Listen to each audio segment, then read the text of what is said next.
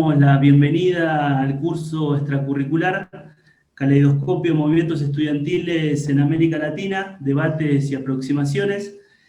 Como dice mi cartel, mi nombre es Nicolás Dip y soy uno de los docentes que va a estar a cargo de este espacio, que a lo largo de 3 sesiones se propone discutir distintos enfoques históricos y sociológicos para problematizar el protagonismo de los movimientos estudiantiles contemporáneos de América Latina. Antes de darle la palabra a los colegas que van a estar a cargo de la presentación del curso, me gustaría contarles brevemente que el curso es organizado por el Colegio de Estudios Latinoamericanos de la Facultad de Filosofía y Letras de la UNAM, de la Universidad Nacional Autónoma de México. También participa en la organización el Instituto de Investigaciones Sociales de la UNAM. También forma parte de la organización el Departamento de Investigaciones Educativas del Centro de Investigación y Estudios Avanzados del Instituto Politécnico Nacional. Y finalmente completa la nómina de instituciones organizadoras, la maestría en Ciencias Sociales del Instituto de Ciencias Sociales y Humanidades de la Universidad Autónoma del Estado de Hidalgo. Ahora sí, me gustaría cederle las palabras a la presentadora y al presentador, y agradecerles por acompañarnos en la presentación del curso. Les quiero contar que la doctora Kenia Bello es la coordinadora del Colegio de Estudios Latinoamericanos de la Facultad de Filosofía y Letras de la UNAM, y el doctor Germán Álvarez Mendiola es el jefe del Departamento de Investigaciones Educativas del Centro de Estudios de Investigación y Estudios Avanzados del IPN, y es el presidente del Consejo Mexicano de Investigación Educativa. Antes de hacerle la palabra, también hago una mínima aclaración, que estamos grabando las sesiones, vamos a grabar únicamente las partes en que hablan las y los docentes y la presentación. Después, cuando hagamos las rondas colectivas de debate y puesta en común, vamos a dejar de grabar las sesiones, solamente para aclararles eso. Así que, bueno, le doy la palabra a Kenia y después sigue Germán.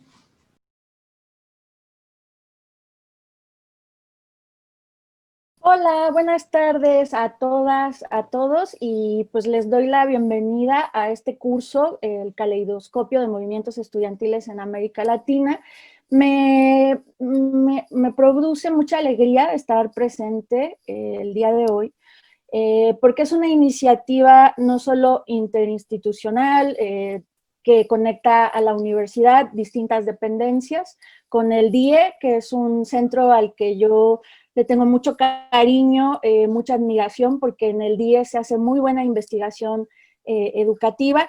En sí he tenido más contacto con quienes están en la parte de historia, así que no tenía el gusto de conocer a Germán, pero es parte de lo que me voy a llevar el día de hoy, y bueno, también con la Autónoma de Hidalgo, ¿no? Entonces, celebro eso porque quienes organizan son colegas, todos jóvenes, muy entusiastas, muy brillantes, y creo que este va a ser un foro muy bueno para actualización, para tener una visión panorámica de diferentes pues, perspectivas, ámbitos de la investigación sobre el movimiento estudiantil en nuestra región. Y bueno, supongo que va a ser un curso muy exitoso, porque siempre el tema de los movimientos estudiantiles genera mucho interés, mucha expectativa, y hasta cierto punto es normal, ¿no? Porque nos implica en tanto integrantes de una comunidad académica, universitaria, quienes antes fuimos estudiantes y ahora somos profesores, pues nos interesamos porque de alguna manera estamos reflejados ahí. Y miren que se los dice alguien que participó en la huelga de 99. Aquí tengo unas fuentes que no voy a compartir por lo pronto, son ultra secretas, fanzines que hicimos durante la huelga. Entonces, pues, ¿cómo no nos va a interesar el movimiento estudiantil, no? Tiene que ver con parte muy importante de lo que somos, pero no solo es una necesidad de autoobservarnos, ¿no? El movimiento estudiantil ha sido, digamos, es el conjunto de actores que podríamos englobar ahí, han sido protagonistas en diferentes momentos de nuestra historia, ¿no? A lo largo del siglo XX, lo que va del XXI. De hecho, por estos días estoy leyendo este libro, El Museo del Universo, de Ariel Rodríguez Curi, que pues propone una mirada, digamos, renovada sobre lo que fue el movimiento estudiantil de 1968, entre muchas de las lecturas que se generaron recientemente, y será motivo de la última sesión de este curso, ¿no? Yo cerraría diciéndoles que pues habrá oportunidad de explorar el día de hoy metodologías para acercarse a los movimientos contemporáneos. En la siguiente sesión, pues el tema era muy importante plantearlo, y es un acierto del curso, las perspectivas feministas, ¿no? Un enfoque epistemológico sobre el movimiento estudiantil. Y bueno, van a cerrar mis colegas historiadores muy admirados, Denise y Nicolás, cuyas contribuciones al estudio de los movimientos estudiantiles pues forman parte de los debates actuales. Sería lo que yo quisiera decirles. Les deseo muy buen curso. De hecho, pues a mí me interesa, y voy a estar por aquí en la medida de lo posible escuchando las diferentes presentaciones. Muchas gracias. Bueno, muchas gracias, Kenia, por la presentación, y le damos la palabra a Germán.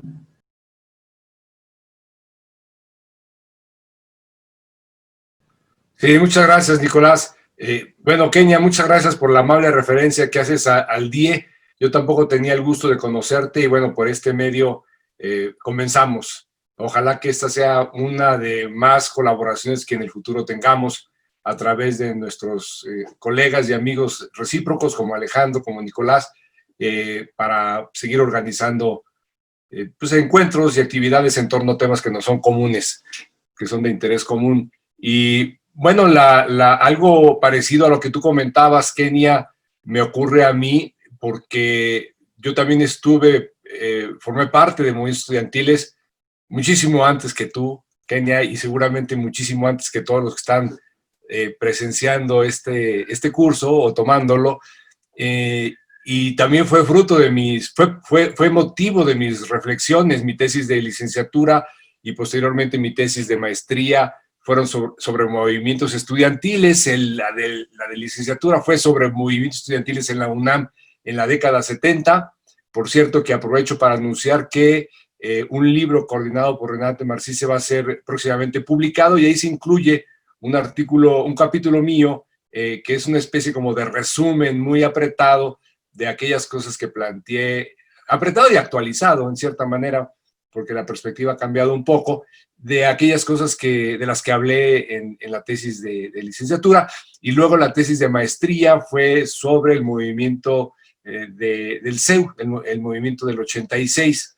Entonces, y siempre he estado atento a los movimientos estudiantiles porque los llevo en mi corazoncito como parte de mi persona, en mi ya lejana juventud, pero también como parte de mis reflexiones intelectuales y de mi formación académica. Entonces, para mí es un enorme gusto que se haya tomado la iniciativa de realizar este curso, que originalmente iba a ser algo un poco mayor, ¿no? Nicolás y Alejandro iba a hacer una serie de foros mucho más amplia, pero bueno, pues la pandemia y todas las cuestiones que trae aparejada impidió que esto se pudiera hacer de esa manera original. Pero yo de todas maneras celebro la persistencia de Nicolás y de Alejandro por dar salida a esa iniciativa que ya tenía algún tiempo por ahí, empolvándose tal vez en el cajón, y que ahora tiene salida de esta manera. Estoy muy, muy entusiasmado, muy motivado, porque la manera en cómo se entienden ahora los movimientos estudiantiles es muy distinta a cómo se entendían en la época en que yo escribí, por muy diversas razones. Entre otras cosas porque los movimientos estudiantiles han cambiado, y los motivos, las causas que los originan han cambiado, y las finalidades por las que se lucha han cambiado, y los entornos institucionales y en general nacionales e internacionales han cambiado, y los métodos de lucha han cambiado. Y ahora los movimientos ya no están conectados con una aspiración de transformación social en un sentido socialista o comunista, como llegaron a estar en la década 60 o 70, que digamos se veía próxima la revolución socialista, y se pensaba que muy pronto iba a haber esa transformación social abrupta de un momento a otro y decisiva para la historia de las naciones y de la humanidad en su conjunto. Ahora no es así. Ahora las agendas se han fragmentado porque muestran la propia fragmentación y pluralidad de una sociedad que tiene una enorme cantidad de problemas que se expresan en diferentes agentes, sujetos, movimientos que encarnan distintas reivindicaciones. Entonces, y también ha habido un movimiento en la parte propiamente intelectual, académica, de las preocupaciones que ahora se tienen, que no son las mismas que se tenían tiempo atrás. Entonces, es muy interesante ver también desde esta perspectiva cómo se analizaban los movimientos antes y cómo se analizan hoy a la luz de cambios en las disciplinas científicas, sociales y a la luz también de los movimientos mismos, ¿no? Por sus cambios en agendas y en actores que los encarnan. Entonces, yo me siento muy contento de participar de esta iniciativa, no tanto como hubiera querido o como originalmente estaba planteado, pero de formar parte de esta iniciativa a través del respaldo institucional que el DIE puede darle a Nicolás, a Alejandro y a todos los que están involucrados en esta organización. Entonces, me gusta también mucho la propuesta de hacer una discusión de tipo metodológico, de incluir un tema metodológico, pero ligado al tema del feminismo, que creo que es crucial lo que está ocurriendo en esa esfera de los movimientos. Yo soy un convencido de que son los movimientos de las mujeres los que van a dar una nueva perspectiva a la movilización social, principalmente a la movilización universitaria, pero también a la movilización de la sociedad en su conjunto. Entonces, yo espero y auguro en un sentido positivo que a través de estos movimientos vamos a seguir viendo profundos cuestionamientos al estado de cosas de la sociedad actual, no solamente por los temas relacionados con el patriarcado, el machismo y la violencia de género, sino en general por la importancia que la mujer está reivindicando y que tiene de hecho en el desarrollo de las sociedades y sobre todo en su contribución a la solución de los problemas. Y por último, pues el tema histórico, la perspectiva histórica, de lo cual Nicolás es un experto, y junto con Denise, que nos van a platicar algunas perspectivas desde la reforma. A ver si ya por fin desmistificamos o desmitificamos la reforma de Córdoba. Nicolás, ayúdanos en eso, por favor, porque cada vez que hablamos de movimientos estudiantiles, el movimiento de Córdoba, y se le atribuye una serie de cosas que no están muy claros, que históricamente se pueda sostener. Bueno, entonces no digo más, la palabra, el curso es todo suyo y les deseo muchísimo éxito a los coordinadores y por supuesto a todos los estudiantes o gente en general que lo está atendiendo. Muchas gracias. Les agradecemos nuevamente a Kenia Bello y a Germán Álvarez Mendiola por acompañarnos en la presentación.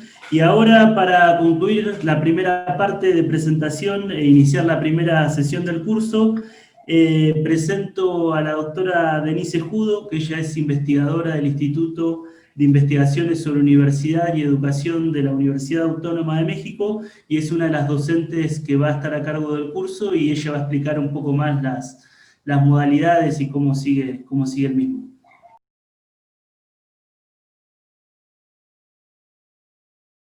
Hola, buenas tardes. Pues vamos a dar inicio a la primera sesión del curso extracurricular. Les comento que primero vamos a tener la intervención de los dos ponentes, de Miguel Alejandro González Ledesma y de Robert González. Van a exponer alrededor de 20 minutos y a partir de eso tendrán preguntas e intervenciones de los participantes. Les vamos a pedir que a lo largo de las exposiciones vayan poniendo en el chat las preguntas o comentarios que yo iré recogiendo para planteárselas a los ponentes. Y ya si tenemos un poco más de tiempo, vamos a cederles la palabra. Vamos a grabar solamente los minutos de exposición de los dos ponentes y a partir de las intervenciones vamos a dejar de grabar. Se los comunico. Pues vamos a empezar. La primera de tres sesiones se titula Metodología sobre un actor inconcluso y el primer presentador es el doctor Miguel Alejandro González Ledesma, que es investigador del Departamento de Investigaciones Educativas del CINVESTAB y es profesor en el Colegio de Estudios Latinoamericanos de la UNAM. Adelante, te cedo la palabra, Alejandro.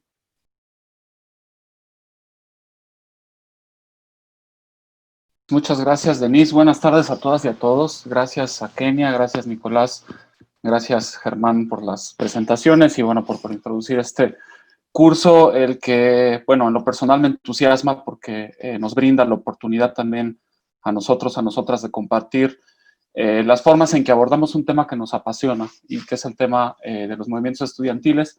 Nos apasiona por distintos motivos, coincidimos varios en el hecho de haber participado activamente de algunos de estos movimientos y también una pasión por el debate acerca, como bien lo establece el título, digamos, de esta sesión, de un actor inconcluso, ¿no? Hay ahí un debate incluso que le regatea a los estudiantes el carácter de actores, ¿no? De estos dentro de diferentes ámbitos.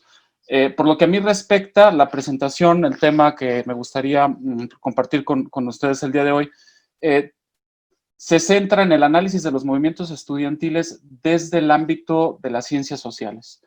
Y en concreto, los movimientos estudiantiles en el contexto de la reforma neoliberal a la educación superior.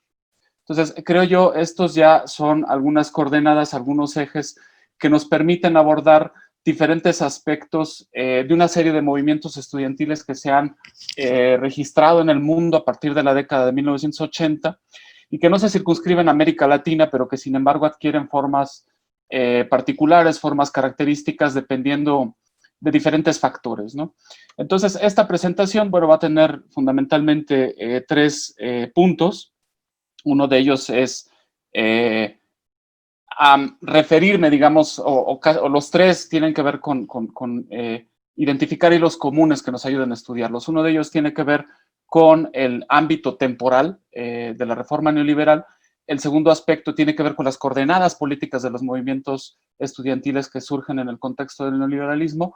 El tercer punto tiene que ver con la posibilidad que estos dos elementos nos brindan para jugar metodológicamente con diversas cartografías. Es decir, cartografiar a los movimientos estudiantiles que se han levantado, que han surgido en el contexto del neoliberalismo y atrevernos a la comparación, ¿no? Que es, creo yo, una de las grandes metas que los estudios en ciencias sociales pueden darse y es una de las grandes propuestas que se pueden hacer cuando se analizan este tipo de movimientos. Me permito, antes de abordar estos tres puntos, de hacer una breve caracterización de la reforma neoliberal a la educación superior. Me parece importante hacerlo porque esto es lo que nos va a dar pie para pensar los diferentes movimientos estudiantiles que nos propongamos analizar y que tengan que ver con este tipo o que sean consecuencia de este tipo de reformas. Entonces sí es fundamental enumerar al menos algunos de los aspectos principales que le implican, ¿no? Entonces, bueno, para empezar, se trata de un proceso sumamente complejo, me refiero al de la reforma neoliberal, y es un proceso que involucra todos los aspectos del hecho educativo. En esta sede me quisiera centrar en la educación superior, pero la reforma neoliberal a la educación es amplia y es muy compleja, ¿no? Por todo lo que implica la educación y por todas las dimensiones de rentabilidad que pueden surgir a partir de lo educativo, ¿no? En síntesis, pero podemos decir que la reforma se compone de tres grandes ejes. El primero sería el financiamiento, el segundo sería el gobierno, y en tercer lugar sería la forma particular desde la que el neoliberalismo concibe la calidad de lo educativo, ¿no? Con respecto al financiamiento, fundamentalmente se trata de que los estudiantes y sus familias se hagan cargo de los costos totales de la educación, por un lado, ¿no? Por otro lado, bueno, de expandir la oferta privada de servicios educativos y finalmente que el financiamiento estatal se canalice a la demanda y no a la oferta, creando condiciones que beneficien por igual, entre comillas, a las instituciones tanto públicas como privadas. Aquí una aclaración, el modelo de financiamiento que prevalece a nivel mundial es el financiamiento a la oferta. Es decir, los gobiernos mayoritariamente le dan el dinero a las universidades y son las universidades las que gracias a ese financiamiento operan. Los mecanismos de financiamiento a la demanda, que son los que prevalecen en los sistemas más privatizados a nivel mundial, en América Latina, en Chile, por ejemplo, en otros países podríamos hablar de Inglaterra o los Estados Unidos, consiste en dinero que se le da directamente a los estudiantes, bajo diversas formas, vouchers, becas, descuentos, etc. pero son modalidades de financiamiento distintas, ¿no? En cuanto al gobierno, se busca que las universidades se organicen de la forma más parecida posible a cómo operan las empresas en el sector privado, ¿no? Hay, digamos, toda una línea de la literatura especializada en la administración pública, que es el New Public Management o nuevo gerencialismo, que justamente se ocupa de desarrollar modelos que importan las formas de organización de las empresas hacia el sector público. Entonces, digamos que en el ámbito del gobierno, estoy siendo muy sintético, se trataría justamente de que la administración de las universidades operara bajo este esquema. La evaluación es un tema muy complejo porque se trata, en primer lugar, de un pasaje fundamental de controlar los procesos involucrados en la educación a controlar solo los resultados. Es decir, antes la labor de las universidades y la labor del Estado se encargaba de verificar que todo el proceso cumpliera con ciertas características que se basaban, por ejemplo, en la suficiencia en la infraestructura, en la disposición de materiales en bibliotecas. Y digamos que el pasaje ahora se va a evaluar resultados, ¿no? A través, por ejemplo, de exámenes estandarizados, ¿no? Digo que es una dimensión compleja porque la evaluación involucra a las otras dos. Entonces, por ejemplo, la evaluación de una institución, digamos la UNAM o la Universidad Autónoma del Estado de Hidalgo, puede depender si va a recibir o no un subsidio extraordinario por parte del gobierno. La evaluación de un programa de posgrado, puede depender si este posgrado va a contar con becas o no para sus estudiantes. Y finalmente, de la evaluación de los individuos puede depender que una persona acceda o no a la universidad, en el caso de los estudiantes, o que acceda o no a una serie de estímulos laborales en el caso de los profesores y de los investigadores. Entonces vamos a ver que la evaluación además va a operar en las instituciones, en los programas y en los individuos, ¿no? Y va a tener sanciones y va a tener recompensas, pero va a basarse fundamentalmente en resultados, pruebas estandarizadas, y va a tener consecuencias directas. La reforma neoliberal, y aquí ya paso al primer punto, que es el ámbito temporal, no debemos imaginarla como una cosa que pasa, se realiza y se despliega en su totalidad. Los procesos de neoliberalización realmente existentes en realidad son complicados, es decir, hay avances en algunos aspectos, hay retrocesos en otros, de manera que tenemos el escenario de la neoliberalización realmente existente en el ámbito del educativo, nos ofrece un paisaje muy diverso. Vamos a tener países, por ejemplo, como Chile, que es paradigmático en América Latina, en donde la neoliberalización prácticamente fue total en el ámbito de lo educativo, y fue total gracias a que la dictadura de Augusto Pinochet generó las condiciones de disciplinamiento social extremo que permitieron que todo esto sucediera prácticamente sin oposición. Luego, entonces, el caso chileno también es paradigmático porque, a diferencia de otras dictaduras en América Latina, el proceso de reforma neoliberal en lo educativo y en general en toda la organización de ese país se institucionaliza después de la dictadura con la transición a la democracia, bajo la forma de la Constitución del 80, que sobrevive a la transición. Entonces, es un ejemplo exitoso de privatización que nos va a dar muchos elementos para estudiar no solo las formas de privatización, sino también la forma en que los estudiantes, como lo hemos visto a partir del 2006, plantean el desafío a un modelo de neoliberalización tan profundo y tan radical como lo es el chileno. Pero luego, por otro lado, vamos a tener países como México, en donde los procesos de neoliberalización han sido más accidentados, en donde vas a tener que la recuperación de costos, como le llaman al cobro de cuotas en las universidades, no está tan avanzada como se quiso durante la década de 1990, pero por otro lado sí tienes una consistente y muy amplia oferta privada de servicios educativos, que en la actualidad alcanza a cubrir prácticamente el 40% de la demanda de educación superior. Entonces vas a tener escenarios diferenciados. Lo que hemos observado, digamos, estudiando los procesos de neoliberalización es que hay dos factores explicativos de estas diferencias, dejando a un lado el caso chileno.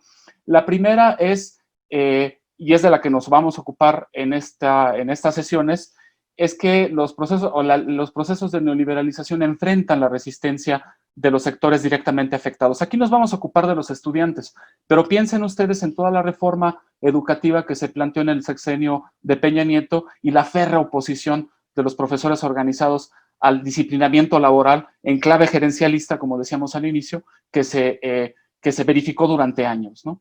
Y que eso de alguna manera retrasó, cuestionó, limitó, condicionó la implementación de una parte fundamental de la reforma. Bueno, los estudiantes van a jugar un papel fundamental junto con otros actores en que el avance de la reforma adquiera determinadas formas, ¿no? O que los decisores políticos elijan avanzar en algunos aspectos y en otros no.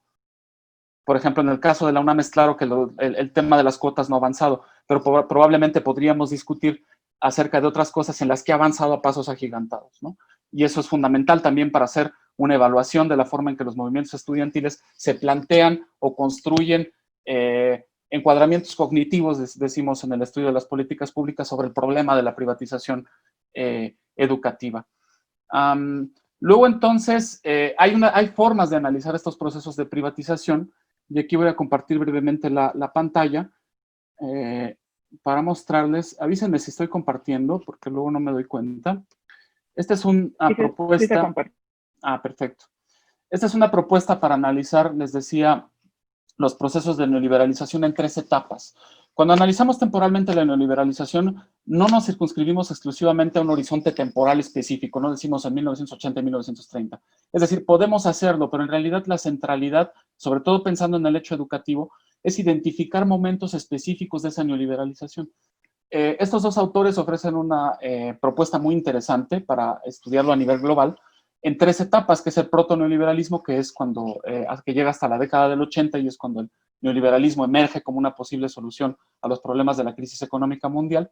Y hay luego estas otras 2 etapas que son las que nos interesan, que es el neoliberalismo de repliegue del estado de bienestar, por un lado, y el neoliberalismo de despliegue hegemónico y de construcción del Estado. En estas 2 etapas son fundamentales porque la primera constituye una parte que ha determinado la primera generación de movimientos estudiantiles en contra de la reforma neoliberal. En el retiro del estado de bienestar, por ejemplo, en la década de los 80 en México y todavía hasta el 99 en la UNAM, el tema de las cuotas venía asociado a fuertes recortes presupuestales vinculado a las reformas estructurales mandatadas por los organismos internacionales en el marco del consenso de Washington en aquella época, ¿no? Y los movimientos estudiantiles en el encuadramiento cognitivo identificaban justamente esta etapa del proceso neoliberal, de esta primera generación de reformas neoliberales de despliegue, de contracción del estado de bienestar. En esta etapa, que es una etapa mucho más avanzada, las reformas adquieren unas nuevas características. Características porque el estado neoliberal es hegemónico o porque el proyecto del estado neoliberal ya se encuentra en una etapa de construcción de estado, decimos. En este caso, fíjense, no podríamos pensar que aquí está Chile, pero Chile no de los 90 en adelante, Chile ya desde 1980 y 1990. Entonces, tengan esto en mente cuando hablemos en breve acerca de las diferencias entre el movimiento estudiantil de 1999 en México y el movimiento estudiantil del 2011 en Chile. Y aquí dejo de compartir pantalla y paso al segundo punto de mi presentación, que tiene que ver con las coordenadas políticas de los movimientos estudiantiles. Aquí, obviamente, una de las dimensiones de estas coordenadas va a ser tratada con mayor profundidad durante nuestra tercera mesa, me refiero a la dimensión histórica de estas coordenadas, y otra más en la segunda, que va a ser las dimensiones cognitivas, cuando hablemos en el caso del feminismo. Pero para el caso de los movimientos que estamos tratando en esta ocasión, me gustaría señalar que las coordenadas políticas del conflicto o de los conflictos estudiantiles están vinculadas, por un lado, los referentes históricos y políticos que acontecen, que están dentro de la vida de la propia institución. Es decir, los referentes históricos y políticos de la Universidad Nacional Autónoma de México, por ejemplo, o los referentes históricos y políticos de las organizaciones que conforman la CONFECH en Chile. Esos son los factores institucionales, pero hay factores históricos y políticos que son extrainstitucionales, ¿no? En el caso de los primeros, por ejemplo, podemos hablar para México de un referente fundamental, que es el movimiento estudiantil de 1968, que ha estado presente, digamos, en la memoria colectiva de los diferentes movimientos estudiantiles posteriores al 68, ¿no? Ha sido, digamos, una herencia reivindicada activamente por parte de los estudiantes y las estudiantes desde entonces y hasta ahora. Podemos decir lo mismo del Mayo francés, del 68 francés, o podemos decir lo mismo también de las revueltas estudiantiles estadounidenses en el marco de la incursión del ejército de ese país en Camboya durante la primavera de 1970, durante ese año y durante esa primavera había una insurgencia en todos los campus universitarios en los Estados Unidos contra la incursión militar en Vietnam y en Camboya, que estaba vinculada a demandas efectivamente externas, que era evitar que el ejército estadounidense estuviera allá o sacarlo de ahí, pero también a que la universidad se involucrara en el esfuerzo bélico, asesorando, por ejemplo, el Pentágono en mecanismos y técnicas de control de masas, por poner un ejemplo, o en el desarrollo de armamentos, ¿no? Entonces ahí había un referente, este es uno en el caso norteamericano. Hay otros referentes que son transnacionales, y aquí traigo a colación lo que comentaba Germán hace un rato, porque en América Latina el caso por excelencia es el de Argentina en 1918. Es decir, podemos fijar solamente el hecho de que es la primera universidad en América Latina que conquista la autonomía como una figura de gobierno para la universidad. Luego entonces, bajo el influjo de Córdoba, va a haber un movimiento estudiantil que va a sacudir a toda la región, justamente reivindicando demandas de autonomía. En México va a llegar en el 1929, ¿no? Pero es un ejemplo de un referente histórico, ¿no? En cuanto a los referentes históricos y políticos extrainstitucionales, podríamos mencionar a la Revolución Cubana, que fue fundamental en América Latina, al zapatismo en México, por ejemplo, que para el movimiento de 1999 fue fundamental, a las Madres de Plaza de Mayo en Argentina, a la campaña del no en el plebiscito que sacó a Pinochet del poder en 1990, etcétera, etcétera, etcétera, etcétera.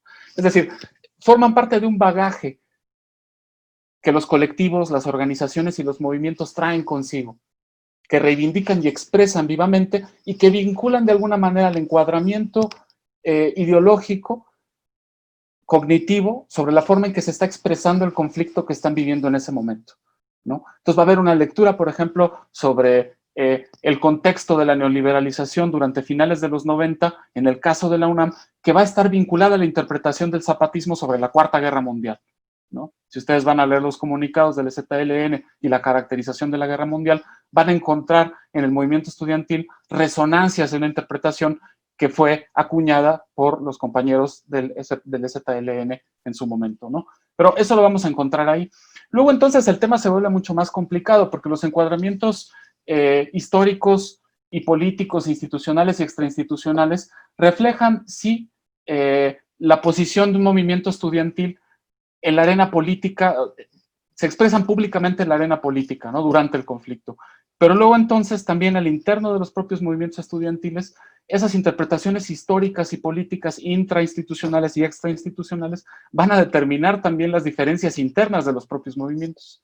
Si queremos hablar del caso de la huelga en la UNAM, por ejemplo, había colectivos que al inicio se identificaban con el PRD de Cárdenas, es decir, había un sector socialdemócrata, había otros con el zapatismo, como ya dijimos, había otros que se identificaban con movimientos armados más radicales como el Ejército Popular Revolucionario, o incluso otros que apuntaban al internacionalismo proletario, ¿no?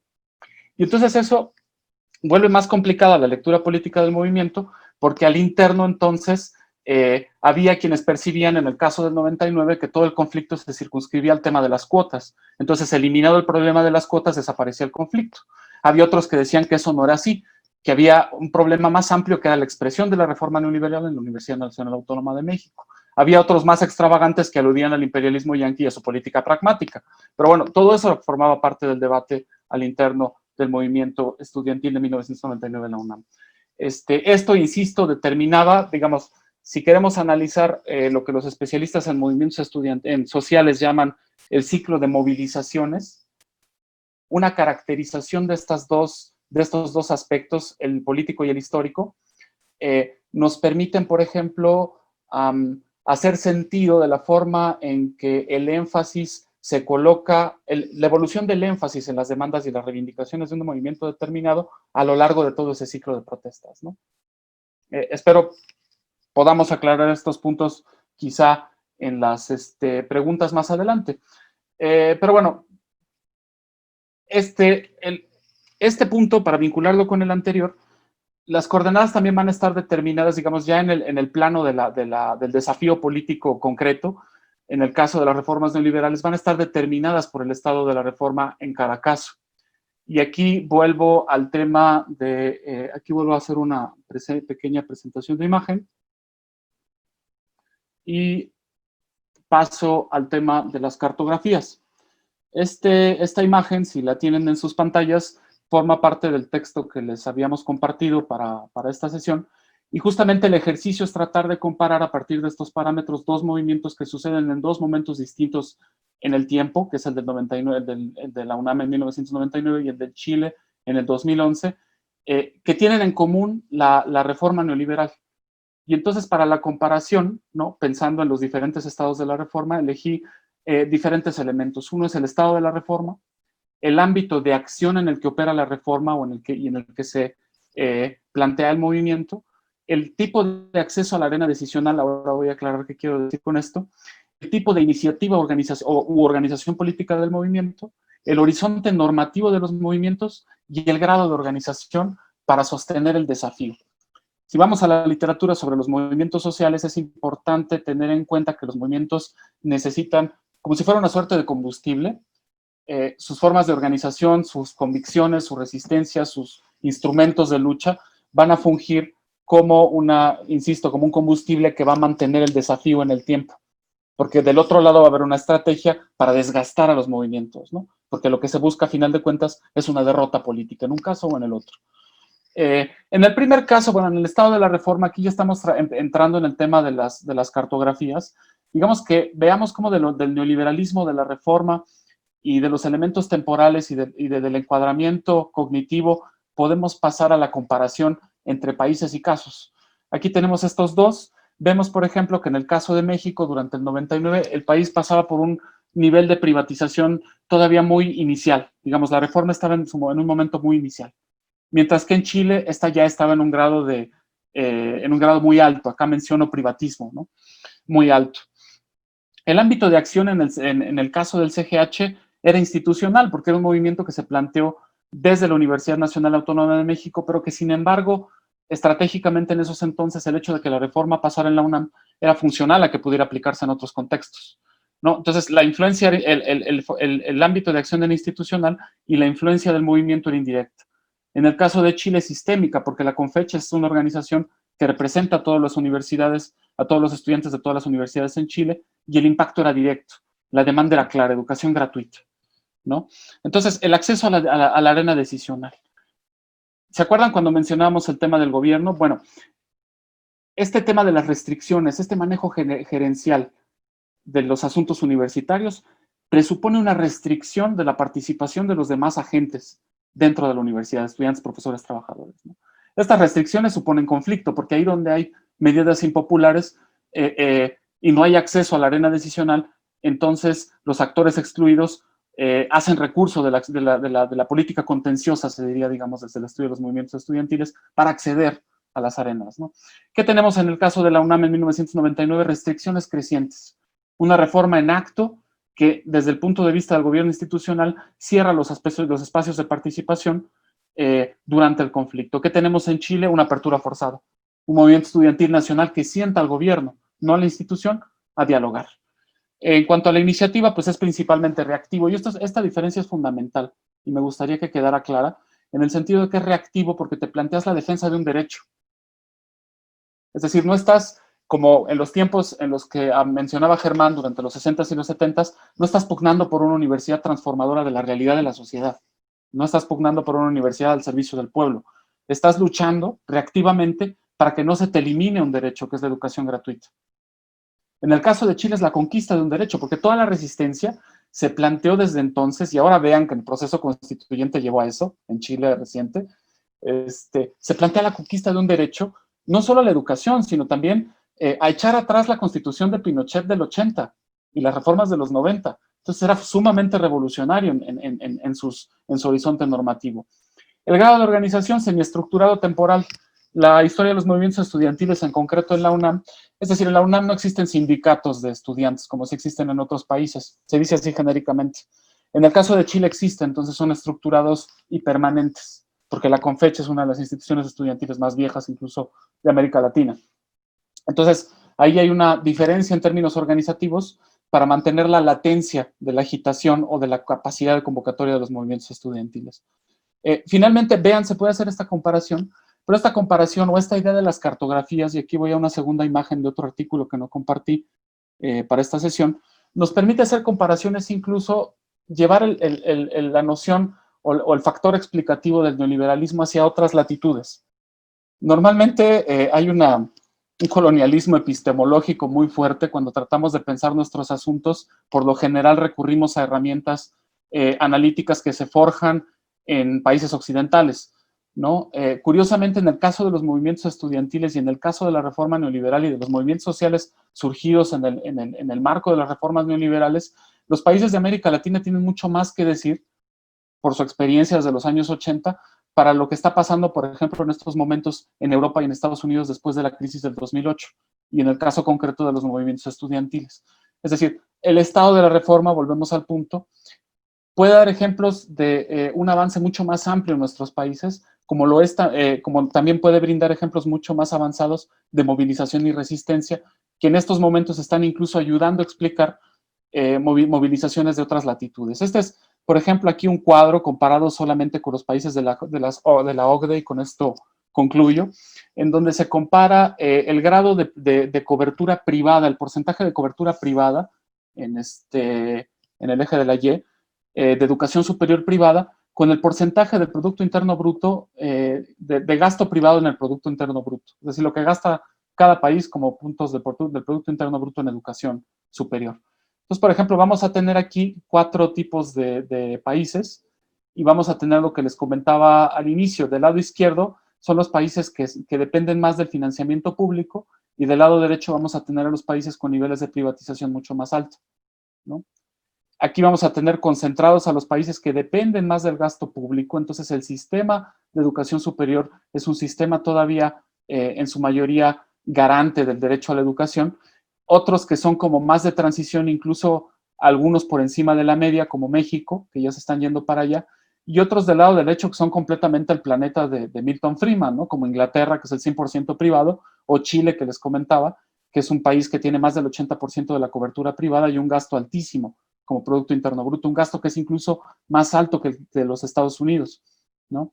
Esto es interesante porque nos permite también encuadrar o analizar, porque este es el punto metodológicamente, tratar de entender la forma en que los movimientos se plantean ante el desafío político de la reforma neoliberal en un caso y en el otro. Y aquí vuelvo al tema del tiempo. En estos países donde la cuestión es todavía más en el terreno de lo público, estaríamos enfrentando todavía aspectos de la reforma neoliberal más vinculados a la contracción del estado de bienestar, al recorte presupuestal, a la eliminación de carreras, a la implementación de salarios diferenciados entre los profesores, ¿no? Al aumento de cuotas, etcétera, etcétera. En este caso, el conflicto se plantea en otros términos. En Inglaterra, Estados Unidos y Chile, el tema ha sido el de la privatización y los altos costos de lo educativo. En Estados Unidos y en Chile en concreto, una de las grandes movilizaciones estudiantiles, y con esto concluyo, ha sido la lucha contra el endeudamiento estudiantil, que es uno de los grandes factores, y ojo, es probablemente uno de los fenómenos económicos que puede estallar en el futuro. En Estados Unidos el gasto educativo, eso lo tengo por acá, de la deuda, ha aumentado a tal grado que la especulación en torno a la deuda norteamericana, este es el crecimiento de la deuda estudiantil.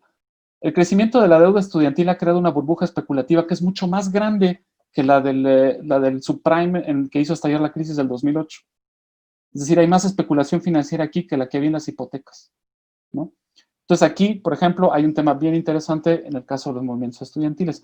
Pero bueno, espero que estos 3 factores nos ayuden a centrar un poquito la discusión. Insisto, reforma neoliberal, los aspectos temporales, el encuadramiento cognitivo a partir de factores institucionales e históricos y finalmente la cartografía posible como forma de comparación de los movimientos estudiantiles. Bueno, les agradezco por esta parte de su atención. Gracias.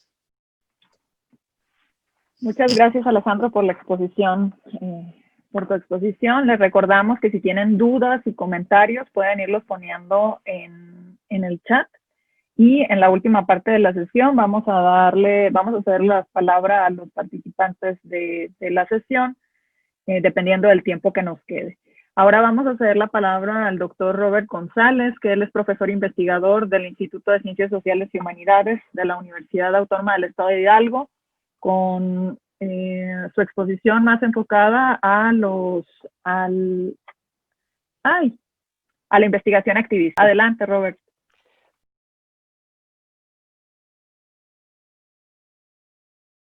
Hola, buenas tardes. Muchas gracias, Denise, por tu presentación.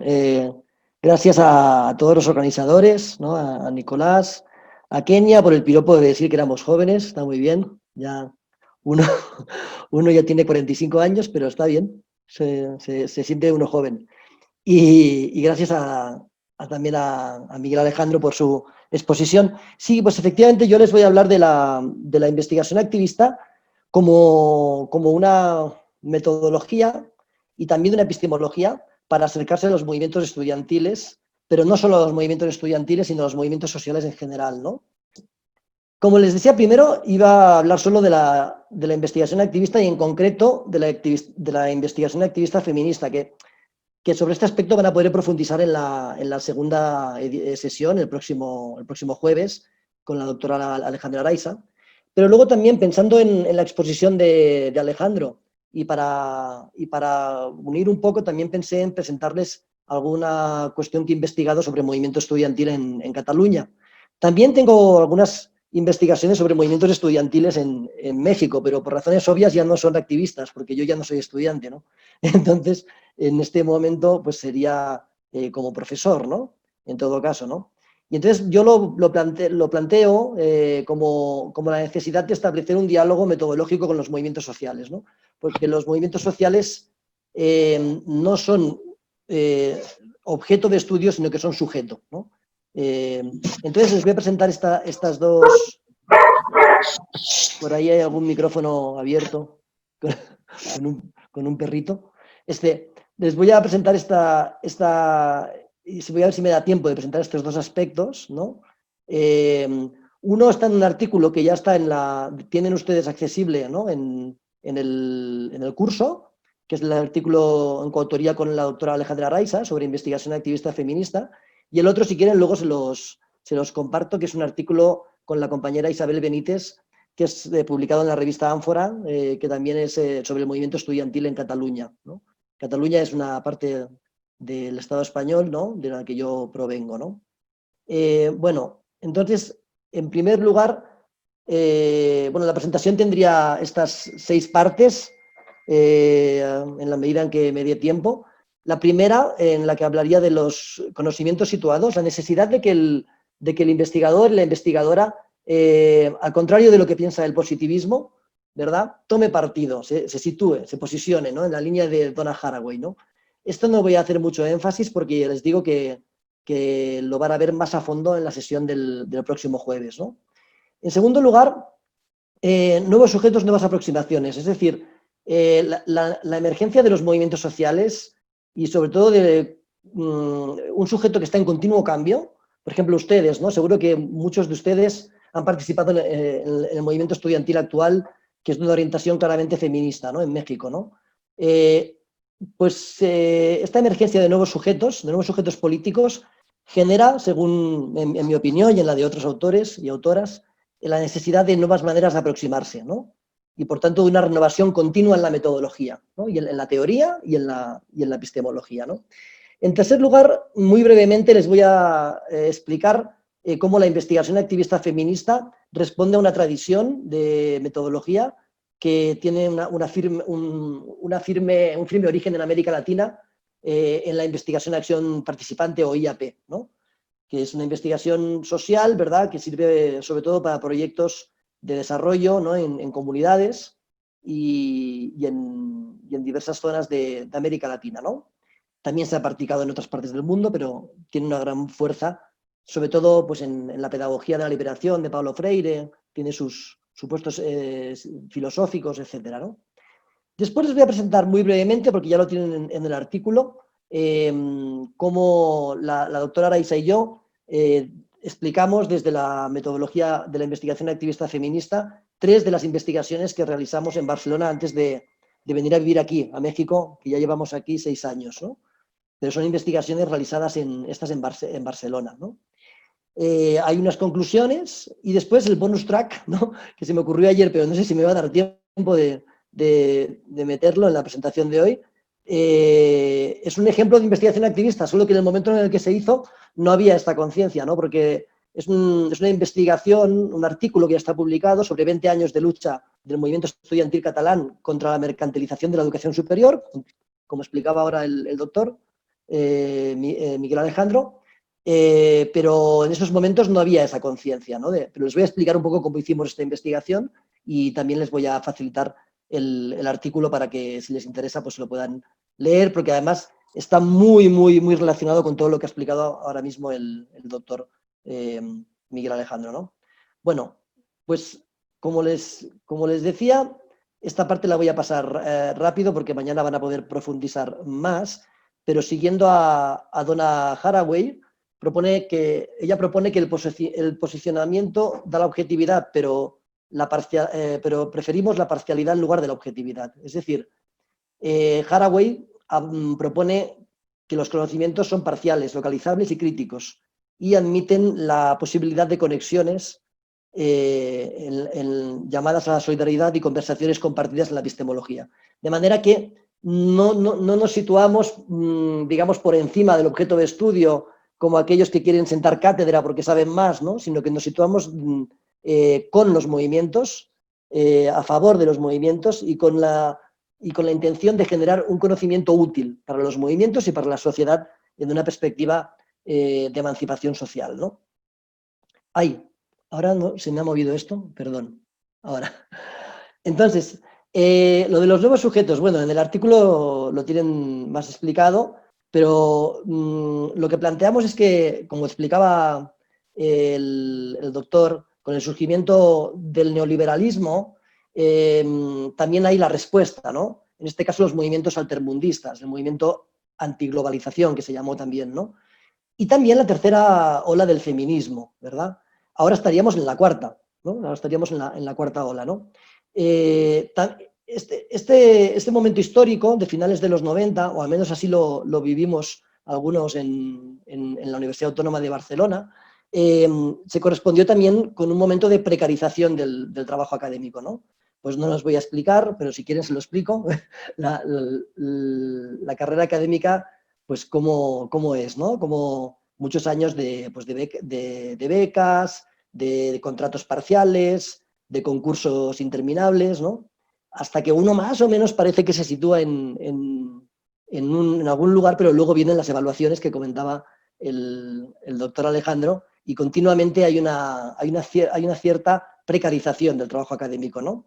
Por lo tanto, surge en el caso de, digamos, del movimiento antiglobalización, pues evidentemente la importancia que tiene el zapatismo, ¿no? Aquí en México, ¿verdad? Porque el 1 de enero del 94, por cierto, felicidades a los zapatistas porque ayer fue su aniversario, el 83 se fundó el ZLN.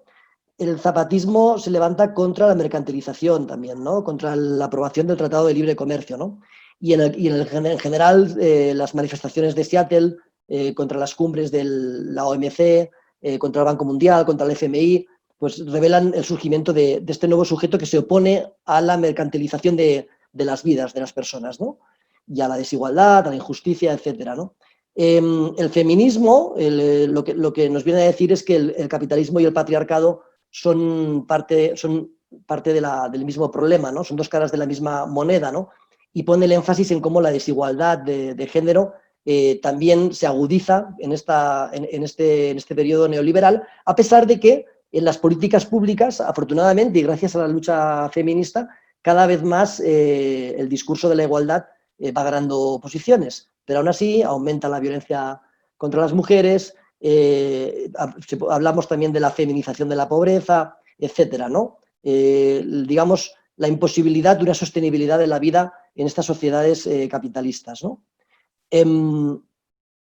Bueno, entonces, este nuevo sujeto es el investigador precario, ¿no? El investigador precario es un nuevo sujeto diferente al intelectual comprometido porque vive en sus propias carnes, digamos, los efectos de aquello contra lo que está luchando, ¿no? Por ejemplo, la investigadora, desgraciadamente, vive la violencia de género, vive muchas veces pues, el acoso sexual, ¿no? en el trabajo, o por ejemplo, pues, con la precariedad, ¿no? Esta es una fotografía, por ejemplo, de Precarios a la Deriva, que fue un colectivo de investigadores activistas en Madrid en primeros de los 2000, ¿no? Por tanto, el investigador activista va a priorizar el proceso cooperativo y colectivo en la construcción del conocimiento, a aliarse con otros investigadores precarios, aliarse con los movimientos sociales para la producción de conocimiento, ¿no? Y no una carrera individualista que en realidad le va a llevar al fracaso o digamos, a un enfrentamiento pues, con otros compañeros que no le va a servir de mucho, ¿no?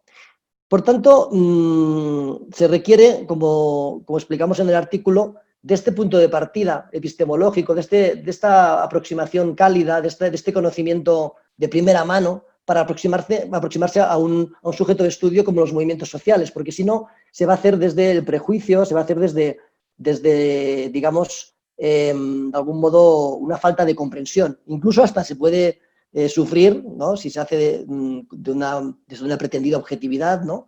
Se puede sufrir de la falta de fuentes, ¿no? Porque evidentemente los movimientos sociales, sobre todo cuando son más antisistémicos, pues son perseguidos por el poder, ¿no? Sufren la represión y no se van a fiar de cualquier investigador, ¿no? O investigadora. Como les estaba diciendo, los conocimientos situados y la investigación activista feminista no es algo que nos acabemos de inventar la doctora Araiza y yo o otras personas que ponemos en práctica estas metodologías, ¿no? Sino que tienen, pues tienen una genealogía también, ¿no? Por ejemplo, pues la investigación acción participativa, la cual parte de la necesidad de reconocer que la ciencia social debe comprometerse con la transformación social, económica, política y cultural de su entorno, ¿no?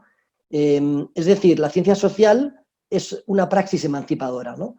Esta tradición, como les decía, si bien parte de la psicología social de Kurt Lewin, está muy arraigada en la tradición latinoamericana, ¿no? Claro, se compone de tres elementos, ¿no? Investigación, es decir, un procedimiento reflexivo, sistemático, es decir, no nos vamos a inventar cosas, no es ideología, ¿no? Es un procedimiento reflexivo, sistemático, controlado y crítico, cuya finalidad es estudiar algún aspecto de la realidad. Acción, que es el segundo componente, es decir, significa que la forma de realizar el estudio es ya un modo de intervención en sí misma. Y por último, participación, porque es una actividad en cuyo proceso están involucrados tanto los investigadores como la población destinataria del programa, ¿no? Más allá de la investigación de la IAP, tenemos la investigación militante, que eso implicaría que el investigador o investigadora es activista del propio colectivo, ¿no? El estudio que yo les intentaré presentar al final, si me da tiempo y si no lo dejamos para otro día, sobre el movimiento estudiantil en Cataluña, partía de este compromiso militante, ¿no? Lo hicimos entre dos autores de diferentes etapas del movimiento estudiantil que habíamos sido militantes, ¿no? Y, por ejemplo, una de las fuentes más importantes de la investigación eran nuestras propias agendas, ¿no? de todo lo que había ocurrido en este caso en 20 años de movimiento estudiantil, desde el 93 al 2013, en el cual yo era el viejo, digamos, y la otra autora era la joven, ¿no? Y finalmente, pues tendríamos la investigación activista feminista, que es un tipo de investigación militante o de investigación activista, pero que parte de los conocimientos situados y de la epistemología de Donna Haraway, ¿no? Entonces, ¿cuáles son las características de la investigación activista feminista que la distinguen un poquito de las otras dos? Porque, pues, tal como se lo he explicado, se parecería mucho, ¿no? Pues aquí utilizamos el endecálogo de Bárbara Biglia, que es una profesora con la que, pues que es una profesora italiana, pero que trabaja en la Universidad de Tarragona, en Cataluña, y con la que tuve ocasión de fundar, ya por ahí, por el año 2003, el colectivo Investigación, ¿no? En Barcelona, que en aquellos momentos éramos todos investigadores e investigadoras precarias, ¿no? En uno de sus artículos explica las 11 características de la investigación activista feminista, que no hay que tomarlas como una receta o como algo que hay que cumplir a rajatabla, pero sí que nos pueden dar pistas sobre lo específico de esta metodología y de esta epistemología, ¿no? En primer lugar, el compromiso con el cambio social, esto lo compartiría con las otras dos. En segundo lugar, la ruptura de la dicotomía público-privado, esto ya es un componente claramente feminista, ¿no? Lo personal es político, sino que nos expliquen ahora cómo estamos sufriendo la pandemia, encerrados en las casas y asumiendo al mismo tiempo tareas domésticas, profesionales, de crianza, etcétera, etcétera. En tercer lugar, la relación interdependiente entre teoría y práctica. Esto también lo compartiría con las otras dos. El reconocimiento de una perspectiva situada, aquí pues en línea con la epistemología de Donna Haraway, que como les explicaba ya, el próximo jueves van a profundizar. La asunción de responsabilidades, es decir, seas o no militante de ese movimiento que estás estudiando, al utilizar esta metodología te tienes que implicar en el movimiento, ¿no? La valoración y el respeto de las agencias de todas las subjetividades, es decir, no te sitúas como por encima de los conocimientos generados con el propio movimiento, sino que más bien, digamos, pones en valor todos los saberes que se producen también desde dentro del movimiento, ¿no? La puesta en juego de las dinámicas del poder que intervienen en el proceso, es decir, hay que estar muy atento porque hay una tendencia jerárquica en la investigación que nos viene de la formación positivista que nos dieron a casi todas y a casi todos en las universidades, y hay que ponerlo en juego eso. Hay que huir de esa jerarquía, ¿no? Y hay que estar abiertas y abiertos a ser modificados, no tener una metodología estricta que voy a seguir a rajatabla, sino que el proceso de investigación puede también cambiarnos, ¿no? nuestras preconcepciones, ¿no? La reflexividad, es decir, que la investigación también nos haga reflexionar sobre nosotros mismos o el propio movimiento sobre sí mismo. Obviamente se inscribe en lógicas no propietarias del saber, y esto cada vez es más difícil porque hay muchas revistas, por ejemplo, que no son de acceso abierto, pero pues obviamente cuando produces este tipo de investigaciones tienes que publicar en acceso abierto o copublicar con los movimientos. Y finalmente, la redefinición del proceso de validación del conocimiento utilizando diferentes, es decir, valen métodos cualitativos sobre todo, obviamente, pero de todo tipo, ¿no? Entrevistas a profundidad, etnografía, observación participante, etcétera, etcétera, ¿no? Bien, entonces, los casos prácticos, y ya, sí, los casos que estudiamos bajo esta metodología fueron 3, ¿no? Bueno, sí, unos relacionados con experiencias de movimientos pro vivienda y movimiento Ocupa. En estos había participado yo en concreto.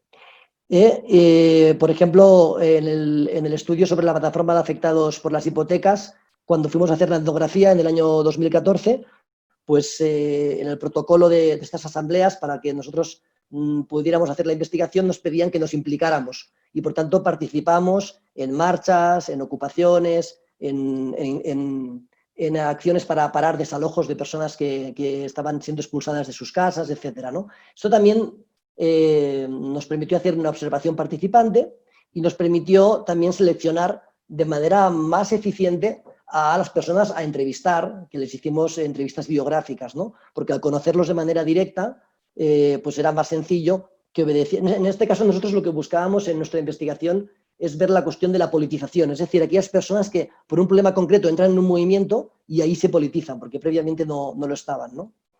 Y bueno, también comentarles que desde el año 2009 he estado participando en una red de investigadores y ocupas activistas que se llama SQUEC, ¿no? Y que en esta red, evidentemente, intentamos, por ejemplo, Squatting in Europe es uno de los productos de esta red, ¿no? Publicar de manera conjunta activistas del movimiento Ocupa con académicos que estudiamos al movimiento Ocupa, de manera que desafiamos la dicotomía entre investigadores y sus sujetos y favorecemos una aproximación colaborativa y dialógica con el producto del conocimiento.